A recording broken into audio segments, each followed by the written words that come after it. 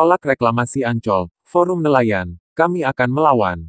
Forum Komunikasi Nelayan Jakarta menilai, Gubernur DKI Anies Baswedan telah mencederai janji kampanye untuk menolak reklamasi Teluk Jakarta pada Pilkada 2017 lalu terkait terbitnya surat keputusan Gubernur Provinsi DKI Jakarta untuk memperluas Taman Impian Jaya Ancol.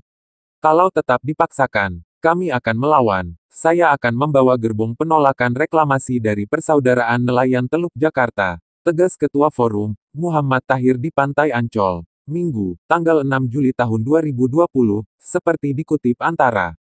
Tahir menjelaskan kala itu, Gubernur Anies telah menyatakan komitmen untuk menolak reklamasi.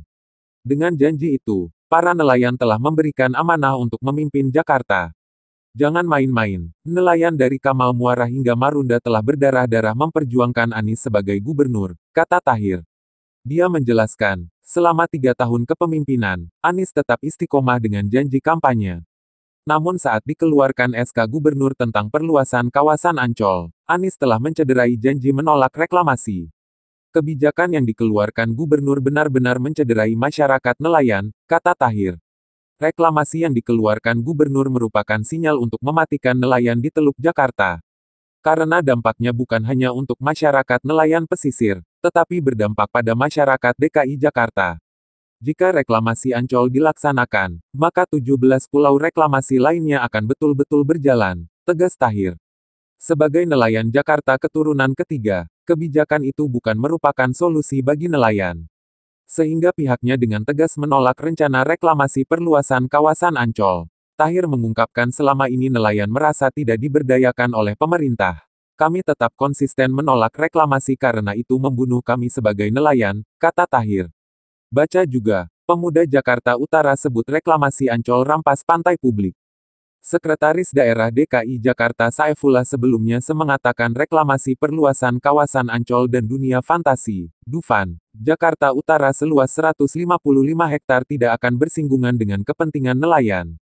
Menurut dia, area tersebut sama sekali bukan area atau tempat beraktivitas nelayan. Perluasan lokasi Ancol dipilih karena dinilai sebagai lokasi yang tidak bersinggungan dengan kepentingan nelayan, ujar Saifullah. Konsep perluasan kawasan Taman Impian Jaya Ancol dan dunia fantasi berbeda dengan konsep reklamasi pulau yang telah dicabut izinnya. Menurut Saifullah, perluasan kawasan Ancol bertujuan untuk menyediakan kawasan rekreasi bagi masyarakat. Perluasan daratan Ancol adalah untuk kawasan rekreasi masyarakat.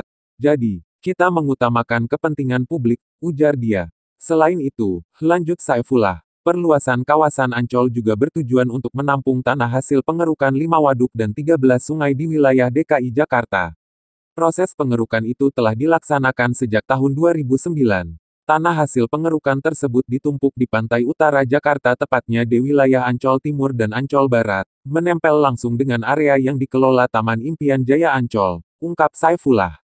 Penumpukan tanah tersebut pada akhirnya akan membentuk area tersebut karena proses pemadatan yang dilakukan untuk menjaga agar tanah tidak tercecer ke dasar laut secara tidak teratur, lanjut dia. Sementara itu, VP Corporate Sekretari PT Pembangunan Jaya Ancol, Agung Praptono menjelaskan perluasan kawasan rekreasi itu, untuk menjadikan Ancol bukan hanya kebanggaan DKI Jakarta tetapi juga ikon Indonesia. Saat ini masih dalam tahapan surat keputusan, belum ada perkembangan, ujar Agung. Agung mengatakan, semua proses dan tahapan sedang dilaksanakan sebagai bagian dari rencana Ancol untuk menjadi kawasan rekreasi terpadu terbesar di Asia Tenggara. Sebagai perusahaan terbuka milik Pemprov DKI Jakarta, Ancol membutuhkan pembangunan kawasan baru dan peningkatan kapasitas untuk kawasan yang sudah ada. Dengan proyek itu, secara tidak langsung juga meningkatkan aset perusahaan.